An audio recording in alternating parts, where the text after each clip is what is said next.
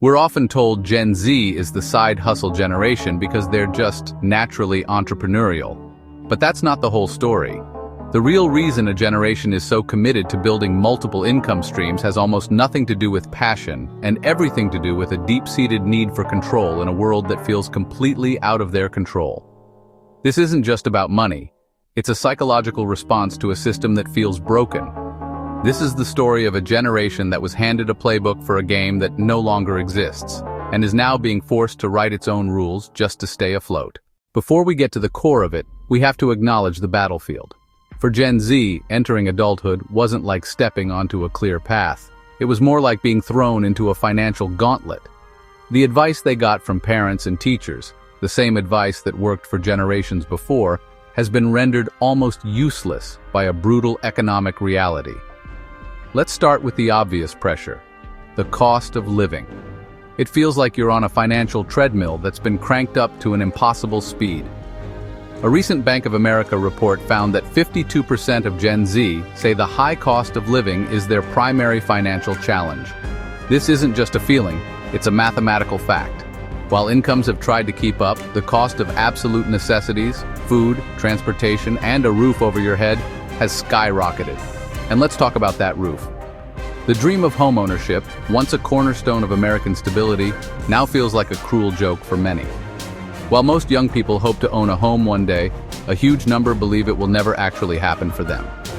When you hear that home prices have soared by more than 1,000% since the 1970s, it's easy to see why. For many, the rising cost of living has made saving for a down payment feel simply impossible. So, you rent. But that's often another trap. For many young people, rent eats up such a massive portion of their income that saving becomes a fantasy. It's a vicious cycle. You can't save for a down payment because your rent is too high, but you can't escape high rent without buying a home. Layered on top of this is the crushing weight of student debt. Gen Z did exactly what they were told: get a good education to get a good job. But their reward has been a mountain of debt that acts as an anchor on their financial lives. Recent data shows Gen Z borrowers face some of the highest monthly payments, with one survey finding their average hit $526 a month, significantly more than other generations. This debt isn't just a number, it's a delay on everything: saving, investing, starting a family, or buying a home. For many, their number one financial goal isn't even building wealth, it's just paying off the debt they already have. This creates a perfect storm. You have the high cost of necessities, a housing market that feels out of reach, a student debt crisis, and wages that haven't kept pace. In fact, a TransUnion report found that after adjusting for inflation, Gen Zers aged 22 to 24 have a lower average income than millennials did at the same age. So when you hear that a generation is financially anxious, this is why. It's not a vague feeling. It's a constant, grinding, mathematical reality. They were promised that following the path would lead to stability. But they've discovered the path has crumbled, and the destination is further away than ever. This constant financial battle does more than just drain a bank account. It erodes something much deeper, a sense of security and control. This is the real story. The focus on side hustles and multiple incomes isn't just a financial strategy. It's a psychological defense mechanism. Let's call it what it is: a crisis of control. When the outside world feels chaotic and the systems you were told to trust feel rigged, you instinctively focus on what you can directly influence. For older generations, a single, stable job was the source of security. You worked for a company for 30 or 40 years, got a pension, and you were safe. That social contract is ancient history for many in Gen Z. They entered a workforce defined by at-will employment, a gig economy, and a last one in, first one out mentality. This has fundamentally rewired the definition of security. Security is no longer dependence on a single employer. For Gen Z, security is independence. It's a deeply held belief that the only person you can truly rely on to protect your future is yourself. This shows up as profound financial anxiety. Surveys consistently show that Gen Z feels more intense financial stress than any other generation. Around 59% to 62% report feeling regularly stressed or anxious about money, with 1 in 5 feeling it every single day. This anxiety is so sharp that nearly half of Gen Z admits to avoiding looking at their bank account because the stress is too overwhelming. This isn't irresponsibility, it's a trauma response. It's the result of living in a state of constant financial precarity, where a single unexpected car repair could be a crisis. More than half of Gen Z doesn't have enough emergency savings to cover 3 months of expenses. This has led to a deep-seated distrust in traditional systems. Many in Gen Z witnessed their parents or older relatives lose jobs and savings in the 2008 financial crisis. They learned a harsh lesson early on. Diversification isn't just an investment strategy, it's a survival strategy. This is where the psychological need for multiple incomes crystallizes. If one job represents a single point of failure, the only rational response is to build redundancies. A 9-to-5 is the primary income, but freelance work is the insurance policy. Driving for a food delivery app on weekends is the emergency fund. Selling digital products online is an attempt to build a small, independent lifeboat in case the main ship goes down. This isn't about luxury, it's a desire for a safety net. It's an attempt to regain a sense of agency. You can't control inflation or the housing market, but you can control whether you build a second or third stream of income. A recent Intuit survey highlighted this perfectly, finding that a primary motivation for nearly half of Gen Z and millennial side hustlers is the desire to be their own boss, to have autonomy and control. It's about building a system where no single person has the power to turn off your livelihood overnight. This mindset is so ingrained that actively managing finances is being reframed as a form of self-care. Creating budgets and building new income streams are seen as direct ways to reduce anxiety. When less than a third of your generation feels financially secure, taking action becomes a necessity for mental health. So when we see the explosion of side hustles, with reports indicating that around half of Gen Z has one, it's a mistake to dismiss it as a trend. It is a generation-wide strategic pivot born from economic necessity and psychological need. It's a quiet revolution against precarity. It's a declaration that if the old systems won't provide security, Gen Z will build it for themselves, one income stream at a time. Faced with this economic gauntlet and the need for control, Gen Z isn't just passively accepting their fate, they are actively rewriting the rules of work. This pivot toward multiple incomes isn't a chaotic scramble, it's an intentional move away from a model that no longer serves them. They are not just playing a broken game, they are changing how it's played. The first rule to go? The career ladder. For decades, the goal was to climb your way up at one company for 40 years. That model assumes the ladder is stable and the company will reward your loyalty. Gen Z looks at that assumption and sees a massive risk. Instead, they're embracing what you might call the career lily pad approach. The goal isn't to climb, but to leap. You might work a full-time job for a year or two to gain skills, but you're simultaneously building a side business. If that business takes off, you leap to that lily pad. Or you might see a better opportunity at another company and leap there. The modern career isn't a straight line, it's a dynamic portfolio of skills and income sources. This is the essence of the portfolio career. Your identity isn't tied to one job title. You are a writer, a project manager, and an e-commerce store owner. Together, these roles form a more resilient professional identity. This directly counters the anxiety of having all your eggs in one basket. It's also a pragmatic response to a volatile job market. While the job hopper label is often a myth, Gen Z is strategic about mobility, seeing it as a tool for growth and development when a current role stagnates. A side hustle becomes the ultimate career development tool. A low-risk way to test new skills, explore industries, and build a network.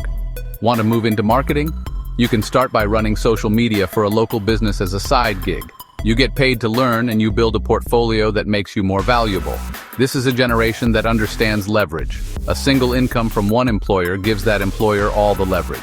Multiple income streams shift that leverage back to you. It gives you what's often called, take this job and shove it money. The financial cushion to walk away from a toxic work environment or a bad boss. That power to say no is the ultimate form of control. And this isn't just about defense, it's also offense. While security is the immediate driver, the long-term goal is a new kind of wealth creation.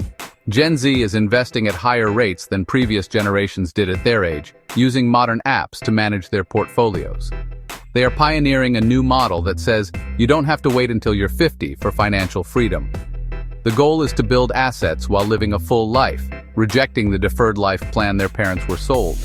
So the pivot to multiple incomes is a multi-layered strategy. It's a defense against instability, an offense to build wealth, a tool for professional development, and a mechanism to reclaim power. They are turning the gig economy to their advantage, becoming the CEOs of their own careers. So what does this diversified financial life actually look like? It's not just a vague idea, it's a concrete set of strategies that generally fall into four main categories. Each pillar addresses that core need for control in a different way. The first pillar, leveraging your skills in the freelance economy. This is the most direct way to stop letting one employer dictate your value. If you have a marketable skill, writing, graphic design, coding, social media management, the freelance economy lets you sell that skill directly to clients. The control here is immense. You choose your projects, set your rates, and manage your schedule. This is a direct answer to the autonomy that almost half of young side hustlers say they crave. A freelance income acts as a powerful hedge against a layoff. If you lose your 9-to-5, you don't start from scratch. You already have a client base. The second pillar, leveraging your time in the gig economy. This pillar is all about flexibility and immediacy. Think app-based work like food delivery or ride-sharing. While often criticized, the gig economy offers one undeniable form of control, the power to turn your free time directly into money whenever you need it. This isn't usually a passion project, it's a utility. It's the "my car needs a repair and I'm short $300" solution. The control here is the on-off switch. You're not tied to a boss or a schedule. This income stream is a pressure release valve, providing security that if an unexpected expense comes up, you have a way to earn immediate cash. The third pillar, leveraging your knowledge in the creator economy. This is where the long-term vision of control comes into play. It includes everything from being a YouTuber to selling digital products like ebooks, online courses, or design templates. The goal is to build something once that can be sold infinitely, effectively decoupling your time from your income. This is the holy grail for many because it represents true ownership. When you create a digital product, you build an asset that can generate revenue while you sleep. This is the most profound form of financial control, passive income. It's not easy, but for those who succeed, it creates a resilient income stream that isn't dependent on trading hours for dollars. The fourth pillar, leveraging your assets in the e-commerce economy. This pillar taps into Gen Z's entrepreneurial spirit and knack for trends. It involves everything from thrift flipping, reselling undervalued items online, to starting a dropshipping business or an Etsy shop. The control here is that of a true business owner. You are the buyer, the marketer, and the customer service department. You control your inventory and your profit margins. Platforms like Depop and Shopify have made it easier than ever to set up a digital storefront. This is a hands-on way to build a brand from the ground up and have complete ownership over its success. Together, these four pillars form the practical framework for Gen Z's new financial reality. A person might have a full-time job for stability, do freelance design on the side, drive for a delivery app on some weekends, and slowly grow a YouTube channel. It sounds exhausting, and time management is a top challenge. But it's not always about working 100 hours a week. It's a strategic allocation of time and energy to build a financial foundation that is anti-fragile, one that doesn't just survive shocks, but can get stronger from them. This restructuring of financial life is about more than just money. It's a major shift in the entire philosophy of work. The pursuit of multiple incomes isn't just a reaction to economic pressure. It's a proactive move toward a more integrated, balanced, and values-driven life. Gen Z isn't just trying to earn more, they're trying to live better. At its heart, this new philosophy is a rejection of the always-on hustle culture that glorified burnout for the generation before them. Gen Z saw millennials trade their mental health for a slightly higher salary and collectively decided it's a bad deal. There's a clear understanding that financial well-being is tied to mental and physical well-being. The goal isn't to work yourself to the bone, it's to design a system of work that is sustainable. This is why flexibility has become the most valuable currency in the job market. A job that allows for remote or flexible hours is attractive, because that flexibility provides the time needed to cultivate other income streams, pursue personal projects, or simply rest. This is a generation that prioritizes mental health and is pushing back against toxic work cultures. The multiple income strategy is a way to build a life where no single job has the power to destroy your well-being. The side hustle has also evolved into a vital outlet for passion. For many, the 9-to-5 is the pays-the-bills job. It's stable, but it may not be fulfilling.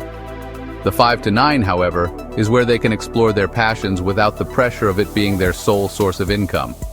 About 42% of young side hustlers report that they are pursuing a passion. The aspiring novelist works in marketing by day and writes their book at night. The passionate artist works an admin role and sells their prints on Etsy, funding their craft without the starving artist trope.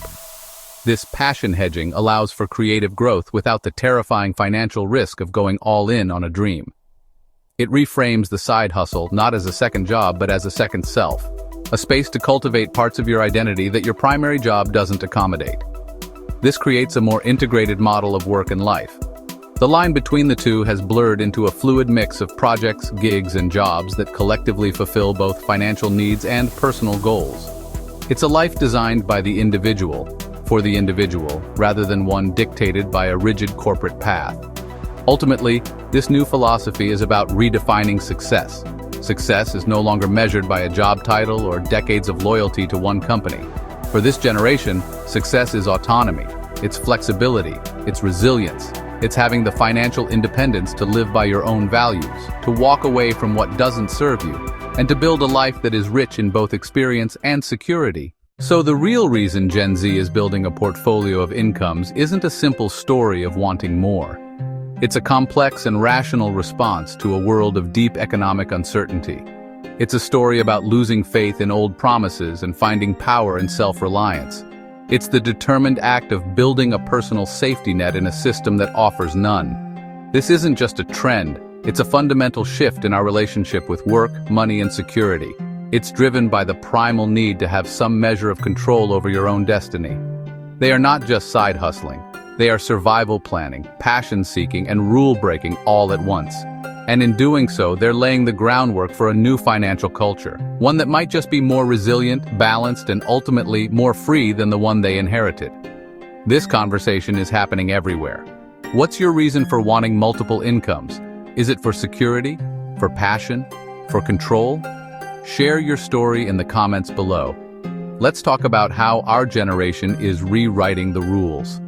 And if this conversation resonated with you, make sure to subscribe for more discussions about the new financial landscape. Thanks for watching.